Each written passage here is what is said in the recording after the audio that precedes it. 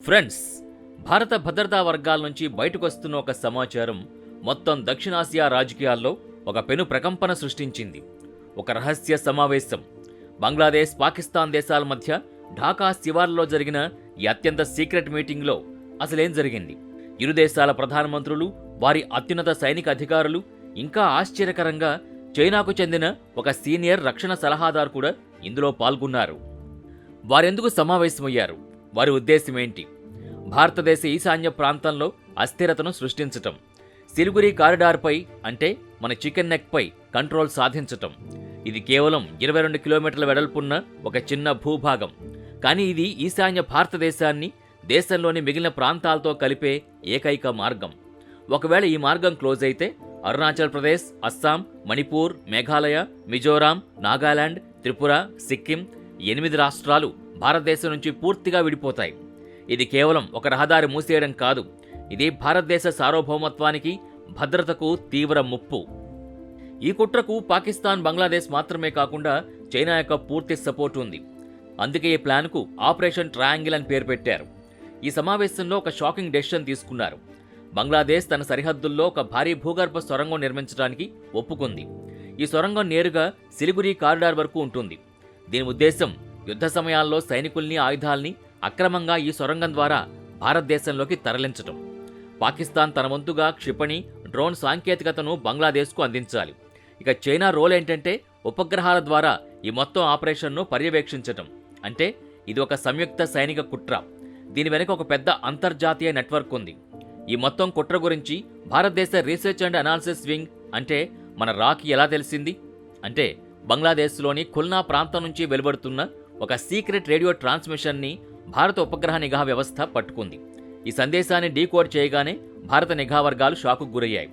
భారతదేశానికి వ్యతిరేకంగా ఏదో చాలా పెద్ద కుట్ర జరుగుతోందని స్పష్టమైంది.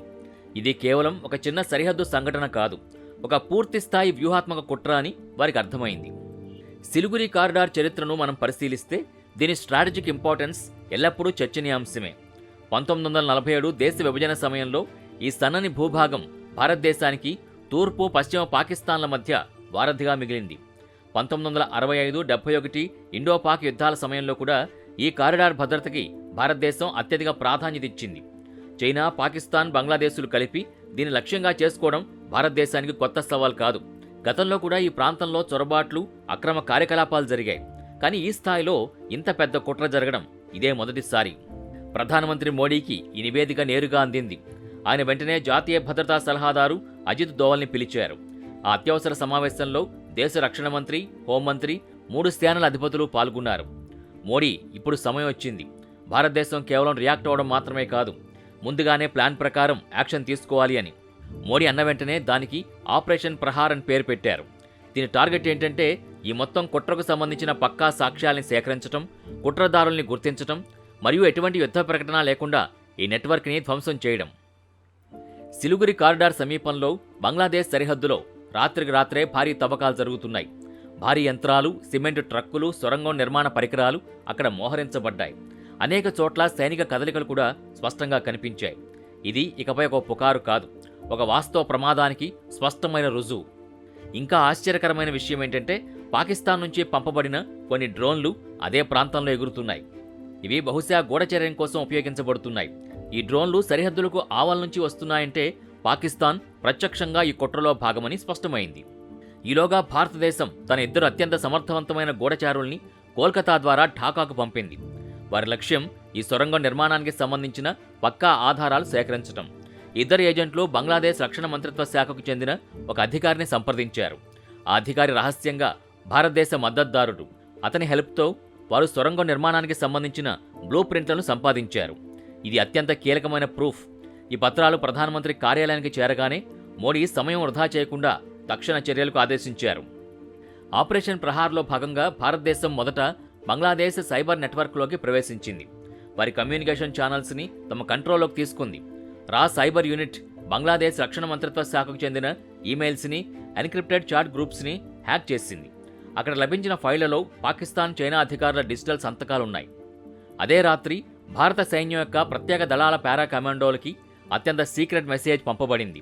ఈ ఆదేశం కేవలం 7 మాత్రమే తెలుసు. ప్రధానమంత్రి, రక్షణ మంత్రి, జాతీయ భద్రతా సలహాదారు, 3 సేనల అధిపతులు, రా అధిపతి. ఆపరేషన్ ప్రణాళిక ఏంటంటే సరిహద్దు దాటకుండా ఈ సొరంగంలోకి చొరబడే వారిని సజీవంగా పట్టుకోవడం. భారత కమాండోలకి ప్రత్యేక పరికరాలిచ్చారు. అవి సొరంగంలో ప్రవేశించి అక్కడున్న ఏ వ్యక్తినైనా అచేతనం చేయగల సామర్థ్యాన్ని కలిగి ఉంటాయి. భారతదేశ మీడియాని పూర్తిగా నిశ్శబ్దంగా ఉంచారు. ఎలాంటి వార్తలు బయటికి వెళ్లకుండా. మోడీ గారు చెప్పారు, ఇది యుద్ధం కాదు, ఇది న్యాయం కోసం చేసే ఆపరేషన్. ఉదయం 4 గంటలకు భారత ఉపగ్రహాలు బంగ్లాదేశ్ వైపు నుంచి సొరంగంలో కదలికలు వేగవంతమయ్యాయని కన్ఫర్మ్ చేసుకున్నాయి. అదే క్షణం భారతదేశ పారా కమాండోలు యాక్షన్ స్టార్ట్ చేశారు. కేవలం 27 నిమిషాల్లో వారు సొరంగం ప్రవేశ ద్వారాన్ని మూసేశారు. లోపలున్న అందరినీ చుట్టుముట్టారు. విచారణలో వారిలో 2 బంగ్లాదేశ్ సైన్యం యొక్క ఇంజనీరింగ్ కార్ప్స్ అధికారులు మరియు ఒక పాకిస్తాన్ ఇంటెలిజెన్స్ ఏజెంట్ అని తేలింది. వారి వద్ద నుంచి చైనా కంపెనీ నోరింకో సంతకాలున్న పత్రాలు దొరికాయి. ఇది భారతదేశానికి మాత్రమే కాదు, మొత్తం ప్రపంచానికి షాకింగ్ విషయం. చైనా కూడా ఈ కుట్రలో ప్రత్యక్షంగా భాగమని రుజువైంది. భారతదేశం ఎలాంటి అంతర్జాతీయ సంస్థకి సమాచారం ఇవ్వకుండా తన సాక్ష్యాల్ని రెడీ చేసుకుంది. తద్వారా సమయం వచ్చినప్పుడు ప్రపంచం మొత్తం ముందుంచగలదు. మోడీ పట్టుబడిన అందరినీ సజీవంగా ఉంచమన్నారు. ఎందుకంటే ఈసారి భారతదేశం సాక్ష్యాలతో మాట్లాడుతుంది. ఈ మిషన్ పూర్తిగా విజయవంతమైంది. ఈ ఆపరేషన్లో ఒక్క బుల్లెట్ కూడా కాల్చలేదు, ఒక్క ప్రాణ నష్టం జరగలేదు. కానీ భారతదేశం ఒక్క దెబ్బతో తన ప్రత్యర్థుల మొత్తం ప్రణాళికని ధ్వంసం చేసింది. ఈ అప్డేట్ బంగ్లాదేశ్, పాకిస్తాన్ ఉన్నత నాయకత్వానికి చేరగానే అక్కడ కలకలం రేగింది. బంగ్లాదేశ్ ప్రధానమంత్రి వెంటనే అత్యవసర సమావేశం ఏర్పాటు చేసి ఇదంతా భారతదేశ భ్రమ, మేమేం చేయట్లేదు అని వాదించారు. కానీ వారి సైన్యంలోని కొందరు అధికారులు కనిపించకుండా పోయారు.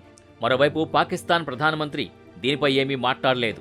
ఎందుకంటే ఈసారి భారతదేశం వద్ద బలమైన సాక్ష్యాలున్నాయని ఆయనకు తెలుసు. అటువైపు భారతదేశం తన ఉపగ్రహాలతో మొత్తం ప్రాంతాన్ని పర్యవేక్షించడం కొనసాగించింది. తద్వారా ఎలాంటి కొత్త కార్యకలాపాలు ప్రారంభం కాకుండా. ఇప్పుడు గేమ్ మారింది. భారతదేశం తానికపై కేవలం రక్షించుకోవడమే కాదు, ముందస్తు ప్రమాదాన్ని ఊహించి చర్య తీసుకుంటుందని నిరూపించింది. దేశ భద్రతా వర్గాల్లో ఇప్పుడు ఒకే ఒక పదం క్లియర్గా వినపడుతోంది: గరుడ. భారతదేశ చరిత్రలో మొదటిసారిగా ప్రధానమంత్రి కార్యాలయం లోపల ఒక సీక్రెట్ మీటింగ్ జరిగింది. ఇందులో కార్యదర్శి కానీ, మీడియా సలహాదారు కానీ ఎవరూ లేరు. కేవలం 7 మాత్రమే ఉన్నారు. ప్రధానమంత్రి మోడీ, జాతీయ భద్రతా సలహాదారు అజిత్ దోవల్, సైన్యాధిపతి, నావికాదళ అధిపతి, వాయుసేన అధిపతి, రా మరియు ఐబీ అధిపతులు. ముందు ఒక పెద్ద డిజిటల్ స్క్రీన్ ఉంది. ఇందులో సిలిగురి కారిడార్, బంగ్లాదేశ్ సరిహద్దు యొక్క రియల్ టైమ్ శాటిలైట్ పిక్చర్స్ని చూస్తున్నారు. మోడీ సమావేశంలో ఇప్పుడు మనం చరిత్ర తిరగరాయాల్సిన సమయం వచ్చింది అని అన్నారు.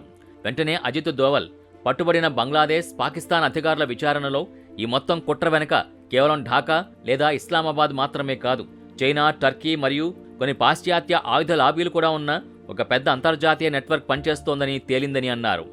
మొదటి స్టేజీలో భారతదేశ సైబర్ కమాండ్ బంగ్లాదేశ్ మరియు పాకిస్తాన్ రెండింటి రక్షణ వ్యవస్థల్లో డిజిటల్ ట్రోజన్లను, అంటే రహస్య వైరస్ కోడ్లు స్థాపించింది. దీని అర్థమేంటంటే వారేదైనా భారత సరిహద్దులో కార్యకలాపాలు పెంచిన వెంటనే వారి వ్యవస్థలు స్వయంగా ఆగిపోతాయి. ఇది సైబర్ యుద్ధంలో ఒక కొత్త స్థాయి. దీంతోపాటు భారతదేశం తన ఎకనామిక్ వెపన్ని ఉపయోగించింది. బంగ్లాదేశ్కు లభించే వ్యాపార ప్రయోజనాలు, క్రెడిట్ లైన్ని తాత్కాలికంగా నిలిపేశారు. పాకిస్తాన్కు వ్యతిరేకంగా భారతదేశం FATF మరియు ప్రపంచ బ్యాంకులో సీక్రెట్ రిపోర్ట్ దాఖలు చేసింది. దీనివల్ల వారి నిధులు నిలిపేయబడ్డాయి. కానీ ఇదంతా ప్రపంచం ముందు శబ్దం లేకుండా జరిగింది. గరుడ రెండో స్టేజీ. మరోవైపు పాకిస్తాన్, బంగ్లాదేశ్ నాయకత్వానికి భారతదేశం వారి సైబర్ నెట్వర్క్లోకి చొరబడిందని తెలిసింది. వెంటనే భారతదేశ ఎలక్ట్రానిక్ వార్ఫేర్ యూనిట్ వారి కమ్యూనికేషన్ ఉపగ్రహాల్ని జామ్ చేసింది. బంగ్లాదేశ్ వెస్ట్ సైడ్లో విద్యుత్ గ్రిడ్ కొన్ని గంటల పాటు నిలిచిపోయింది. పాకిస్తాన్లో కూడా అనేక సైనిక సర్వర్లు డౌన్ అయ్యాయి. ఇప్పుడు 2 దేశాల ప్రధానమంత్రులు ఒకేసారి సమావేశం కావడానికి రెడీ అయ్యారు. వారే కొన్ని నెలల క్రితం సిలిగురి కారిడార్ కుట్ర చేస్తున్నారు. ఈసారి వారిలో భయం స్పష్టంగా కనిపించింది. ఢాకా నుంచి ఇస్లామాబాద్ వరకు ఒకే ప్రశ్న: భారతదేశం ఇదెలా చేసింది అని. గరుడ తుది దశ. రాత్రి చీకట్లో భారత నేవీ బంగ్లాదేశ్ సరిహద్దు సమీపంలో ఒక ఉన్నత స్థాయి ఉపగ్రహ డ్రోన్ని విడుదల చేసింది. అది బంగ్లాదేశ్ సైనిక స్థావరాల చిత్రాల్ని లైవ్ టెలికాస్ట్ చేయడం ప్రారంభించింది. పిక్చర్స్లో క్లియర్గా కనిపించింది. పాకిస్తాన్ నుంచి కొన్ని క్షిపణులు బంగ్లాదేశ్ వైపు పంపబడ్డాయి. ఇప్పుడు సాక్ష్యాలు పూర్తిగా రెడీగా ఉన్నాయి. అదే రాత్రి భారత సైబర్ కమాండ్ పాకిస్తాన్ యొక్క 3 పెద్ద రక్షణ నెట్వర్క్లని ఒకేసారి మూసేసింది. వారి రాడార్ సిస్టంలో రాంగ్ కమాండ్ సిగ్నల్స్ పంపబడ్డాయి. దీనివల్ల వారి సొంత రాడార్ పనిచేయడం ఆగిపోయాయి. బంగ్లాదేశ్ నావికా స్థావరం వద్ద అకస్మాత్తుగా విద్యుత్ సరఫరా నిలిచిపోయింది. అక్కడి కమాండ్ సెంటర్ కంట్రోల్ భారతదేశ హ్యాకర్ల చేతుల్లోకి వచ్చింది. భారత్ దెబ్బతో బంగ్లా, పాకిస్తాన్, చైనాలు దెబ్బకి షాక్ అయ్యాయి.